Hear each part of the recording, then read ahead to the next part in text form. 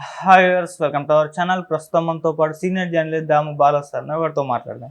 నమస్కారం సార్. నమస్తే సార్, వివేక హత్య కేసులో నిందితుడిగా ఉన్న దస్తగిరి రీసెంట్గా ఒక స్టేట్మెంట్ ఇచ్చారు సార్. జగన్మోహన్ రెడ్డి గారు అండ్ భారతిరెడ్డి గారు వీళ్ళిద్దరు కూడా నన్ను టార్చర్ చేశారు అని చెప్పేసి అని అంటున్నారు ఆయన. సో ఏ విధంగా టార్చర్ చేస్తుంటారు, మరి దీనిపైన ఇప్పుడు చంద్రబాబు నాయుడు గారు వీళ్ళిద్దరి పైన విచారణ చేపట్టేందుకు ఆదేశాలు జారీ చేశారని కూడా ఆ వార్తలు అయితే వినిపిస్తున్నాయి సార్. మరి వివేక హత్య కేసు ఎటువైపు మలుపులు తిరగబోతుంది సార్, మీరేం చెప్తారు దీనిపైన? వివేకానంద రెడ్డి హత్య కేసు గత 6 ఏళ్ళ నుంచి వెబ్ సిరీస్ లాగా లేకపోతే మన తెలుగు సీరియల్ లాగా కంటిన్యూ అవుతుంది. ఇప్పుడు చంద్రబాబు ప్రభుత్వం ఉంది కాబట్టి మళ్ళొకసారి దస్తగిరి రంగంలోకి వచ్చాడు. యాక్చువల్గా దస్తగిరి ఎంపీగా కూడా అక్కడ కంటెస్ట్ చేశాడు. సో ఇప్పుడు మళ్ళీ దస్తగిరి రంగంలోకి వచ్చి నిన్న కొత్తగా ఎస్పీ అక్కడ కడప ఎస్పీ అపాయింట్ అయ్యాడు, హర్షవర్ధన్ ఆయన పేరు. ఆయనకి వెళ్ళి కంప్లైంట్ ఇచ్చాడు దస్తగిరి. కంప్లైంట్ ఏమని ఇచ్చాడంటే, నన్ను చిత్రహింసలు పెట్టారు, జగన్, భారతిరెడ్డి అండ్ అవినాష్ రెడ్డి ముగ్గురు కలిసి నన్ను చిత్రహింసలు పెట్టారు, నన్ను ఇబ్బందులు పాలు చేశారు, నన్ను ప్రలోభాలకి గురి చేసి డబ్బులు ఇస్తాము, కేసు విత్డ్రా చేసుకోమన్నారు అని చెప్పాడు. అట్లాగే జైలు సూపరింటెండెంట్ ప్రకాష్ తనని 6 నెలలు కడప జైల్లో ఉన్నప్పుడు చాలా రకాల ఇబ్బందులు పెట్టారు. అక్కడ శివశంకర్ రెడ్డి వాళ్ళ భాస్కర్ రెడ్డి వీళ్ళు నన్ను టార్చర్ చేశారు. శివశంకర్ రెడ్డి కొడుకు డాక్టర్ చైతన్య నన్ను బెదిరించాడు జైల్లో అని చెప్పాడు. ఇది చైతన్యం మీద చెప్పడం ఇది ఫస్ట్ టైం కాదు, గతంలో కూడా దస్తగిరి చెప్పాడు. సో బేసిక్గా ఈ ప్రకాష్ జైలు సూపరింటెండెంట్ మీద తీవ్రమైన ఆరోపణలు గతంలో కూడా వచ్చాయి. అందుకనే చంద్రబాబు వచ్చినాక మొన్ననే 1 వారం కూడా కాలేదు ఈ ప్రకాష్ రెడ్డిని తర్వాత ఇంకొంతమంది జైలు సూపరింటెండెంట్ని ట్రాన్స్ఫర్ చేశారు. ఈ ప్రకాష్ రెడ్డిని తీసుకెళ్ళి నెల్లూరు సెంట్రల్ జైలుకి వేశాడు సూపరింటెండెంట్గా. ఎందుకంటే తను వైసీపీ వాళ్ళకి విపరీతంగా ఫ్రీడమ్ ఇచ్చి వాళ్ళకి చేశారని. నేను 93లో చిత్తూరు జైల్లో ఉన్నప్పుడే కడప జైలు గురించి కథలుగా అక్కడ కొంతమంది ఖైదీలు అక్కడి నుంచి వచ్చిన వాళ్ళు చెప్పేవాడు. కడపలో ఇప్పుడే కాదు, ముందు నుంచి కడపనే కాదు, చాలా జైళ్ళలో ఇది కామన్. కడప జైళ్ళలో కొంత ఎక్కువ ఉంటుంది. అంటే వాళ్ళకి జైల్లో ఉన్న వాళ్ళకి అన్ని రకాల ఫెసిలిటీస్ కల్పిస్తారు. అంటే మందు దొరుకుతుంది, మాంసం దొరుకుతుంది, ఒక్కోసారి అమ్మాయిలను కూడా ప్రొవైడ్ చేస్తారు. లేదో వీళ్ళు బయటికి వాయిదాలకు వచ్చినప్పుడు మార్నింగ్ కేసుని క్లోజ్ చేసుకుంటారు 11కంతా. ఇంకా మళ్ళీ నైట్ 11కో 12కో జైల్లోకి రావచ్చు. అప్పటి వరకు వాళ్ళని ఎక్కడికన్నా వాళ్ళు కోరుకున్న ప్లేస్కి, ఇంటికి కావచ్చు లేకపోతే హోటల్కి కావచ్చు తీసుకెళ్తారు. అక్కడ వాళ్ళు ఏం చేసినా కూడా అడగరు. సో అలాగా అదొకటి. రెండోది, ములాఖత్కి ఎవరైనా రావచ్చు. నేను ప్రత్యక్షంగా చూశాను. డబ్బులు ఇస్తే రోజు ములాఖత్తులకి వచ్చి గంటలు ఉన్న సందర్భాలు కూడా ఉన్నాయి సో జైళ్ళల్లో.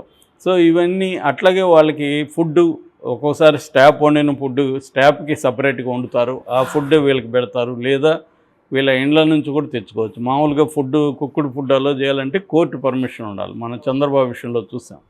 కానీ ఇట్లాంటి వాళ్ళకి ఏంటంటే కోర్టు లేదు, ఏం లేదు, వీళ్ళకి అన్ని కుక్కుడు ఫుడ్ వస్తుంది. ఒకసారి గార్డ్లే వాళ్ళ ఇళ్ళల్లో చికెన్లు మటన్లు వండుకొని వచ్చి కూడా వీళ్ళకి పెట్టిన సందర్భాలు నేను ప్రత్యక్షంగా చూస్తాను. ఇవన్నీ కామన్ ఉంటాయి.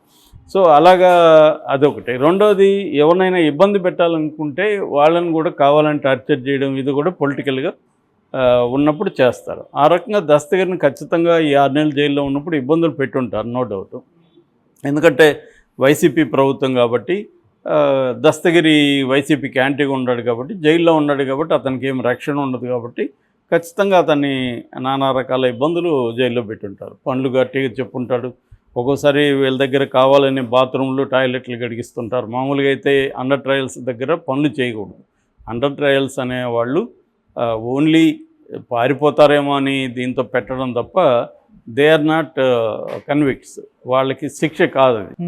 జైలు అనేది శిక్ష కాదు వాళ్ళకి. ఓన్లీ కన్ఫైన్ చేస్తారు, వాళ్ళని బంధిస్తారు తప్ప, నిర్బంధం ఉంటుంది తప్ప వాళ్ళకి పనిష్మెంట్ కాదు ఇది. కాబట్టి వాళ్ళకి ఏ రకమైన పనులు చెప్పకూడదు. కానీ వీళ్ళు ఏం చేస్తుంటారంటే, ఎవరైనా ఇబ్బంది పెట్టాలనుకుంటే వాళ్ళకి పనులు చెప్పడం, వాళ్ళని మోకాళ్ళ మీద కూర్చొని పెట్టించడం, వాళ్ళకి కావాలనే ఫుడ్డు సరిగా లేని ఫుడ్ పెట్టడం, పురుగులున్న ఫుడ్ పెట్టడం, వాళ్ళకి ములాఖత్ వస్తే ఏదో కారణం చెప్పి ములాఖత్ని డిక్లైన్ చేయడం, రిజెక్ట్ చేయడం, ఇవన్నీ చేస్తుంటారు. అదేవిధంగా కొంతమంది రౌడీ ఖైదీలు ఉంటారు. ఆ ఖైదీలు ఊరికనే గొడవ పెట్టుకొని కొడతారు. సో అలాగా దస్తగిరిని ఇబ్బందులు కానీ కొట్టారని జైల్లో నన్ను కొట్టారని అట్లేమీ చెప్పట్లేదు, ఇబ్బందులు అనే చెప్తున్నాడు. ఇక ప్రలోభాలంటే దస్తగిరి ప్రలోభాలకు లొంగనంటే కామెడీగా ఉంటుంది. ఎందుకంటే అతను చంపిందే డబ్బు తీసుకొని కదా చంపాడు. 5 కోట్లు ఇస్తానన్నారు, 1 కోటి రూపాయలు ఇచ్చారు. అందులో 75 లక్షలు నా ఫ్రెండ్ దగ్గర పెట్టాను, మిగతా 25 లక్షలు ఖర్చు అయిందని అతనే చెప్పాడు కదా వాంగ్మూలంలో. మరి డబ్బు తీసుకొని హత్య చేసినోడికి ఇంకో డబ్బు ఇస్తే ఇంకొక పని చేయడానికి గ్యారంటీ ఏముంది? కాబట్టి ఇతనికి ప్రలోభాలు పెట్టుంటారనేది అయితే నేనైతే నమ్మట్లేదు. పెట్టుంటే ఇతను గ్యారంటీకి డబ్బు తీసుకొని మళ్ళీ ఇటువైపు ఉంటాడు, అతనికి పోయేదేం లేదు. అతనికి ఏమీ పాలసీలో ప్రిన్సిపల్స్ ఉన్న వ్యక్తి అయితే దస్తగిరి కాదు. ఎందుకంటే బయట వచ్చి కూడా అతను అనేక పంచాయతీలు దీన్ని ఉపయోగించుకొని చేశాడు.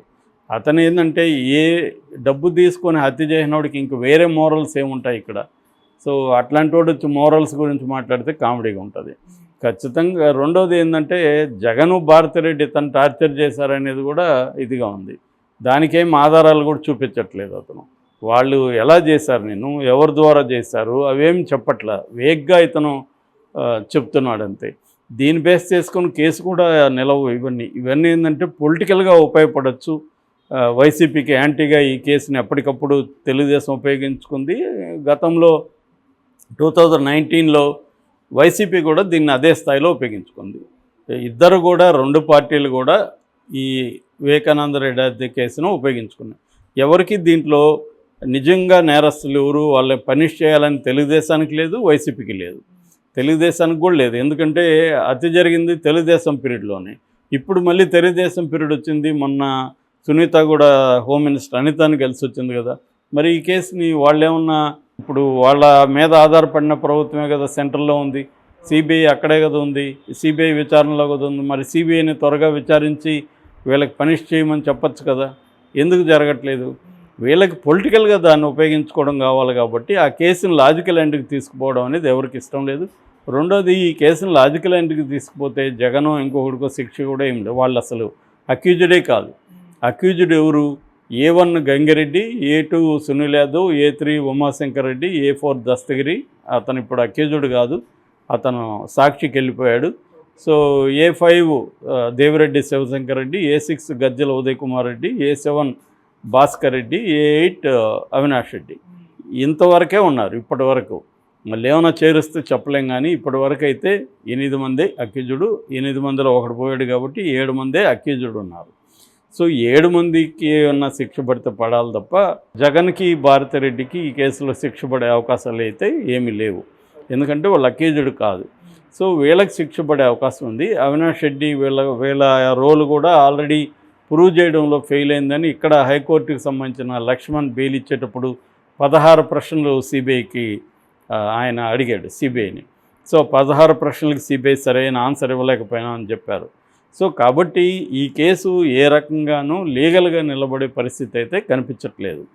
కానీ పొలిటికల్గా మాత్రం ఈ కేసు ఇద్దరికీ, వైసీపీకి ఉపయోగపడింది గతంలో, తర్వాత తెలుగుదేశానికి ఉపయోగపడింది.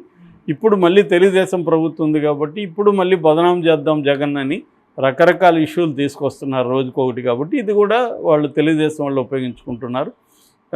దస్తగిరి కూడా ఆ రకంగా తెలుగుదేశానికి ఉపయోగపడే అవకాశం ఉంది. దస్తగిరికి ఏంటంటే తన ప్రయోజనాలు, తను లైమ్ లైట్లో ఉండాలి, తను పంచాయతీలు చేయాలి, తన సర్వే వల్లే ఇప్పుడు పంచాయతీలు చేసి తను డబ్బులు సంపాదించడమే అతని లైవ్లీహుడ్. ఓకే. సో కడపలోనేగా చాలామంది పాత నేరస్తులు ఇదే. ఒకసారి నేరం చేసినాక వాళ్ళకి ఏంటంటే ఈ సిస్టమ్స్ మీద అలవాటైపో, పోలీస్ స్టేషను, జైలు, కోర్టు ఇవన్నీ తెలిసిపోతాయి వాళ్ళకి. దీన్ని ఎలా మేనేజ్ చేయాలి తెలిసిపోతుంది. కాబట్టి వాళ్ళు క్రైమ్ చేయడం ఈజీ వాళ్ళకి. రెండోది, ఎట్లా తమ బ్యాచ్లను ఆర్గనైజ్ చేయాలి, ఒక ప్లాన్డ్గా ఎలా క్రైమ్ చేయాలి ఇవన్నీ తెలుసు వాళ్ళకి, ఎక్కడ లంచం ఇవ్వాలి ఏంటని. కాబట్టి ఇదొక ప్రొఫెషన్ లాంటిది. సో వాడు గ్రాడ్యుయేట్ అవడం, జైలుకి వెళ్ళి వచ్చినాక జైలుకి వెళ్ళి రావడం అంటే వాడు జైల్లో డిగ్రీ సంపాదిస్తూ వస్తాడు క్రైమ్లో. సో రెండోది, జైల్లో చాలామంది పరిచయం కూడా అవుతారు క్రిమినల్స్. సో వాళ్ళతో టీమ్స్ని ఫామ్ చేసి బయటకు వచ్చినాక వీళ్ళు మరింత మెరుగైన క్రిమినల్స్గా డెవలప్ అవుతారు తప్ప అసలు జైలు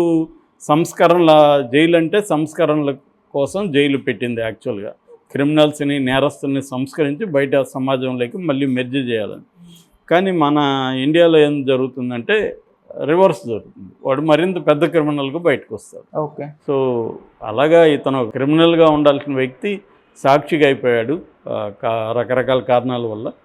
ఇప్పుడే నిన్ననే కవిత విషయంలో సుప్రీంకోర్టు కామెంట్ చేసింది, ఎవరో అప్రూవర్గా మారిన వాళ్ళ స్టేట్మెంట్ల మీద కవితను మీరు ఎలా అరెస్ట్ చేస్తారని సుప్రీంకోర్టు అడిగింది. మరి అదే పాయింట్ ఇక్కడ కూడా వర్తిస్తుందిగా. దస్తగిరి అనేవాడు ఈ క్రైమ్లో ఉన్నాడు, హత్య చేశాను అతను ఒప్పుకున్నాడు.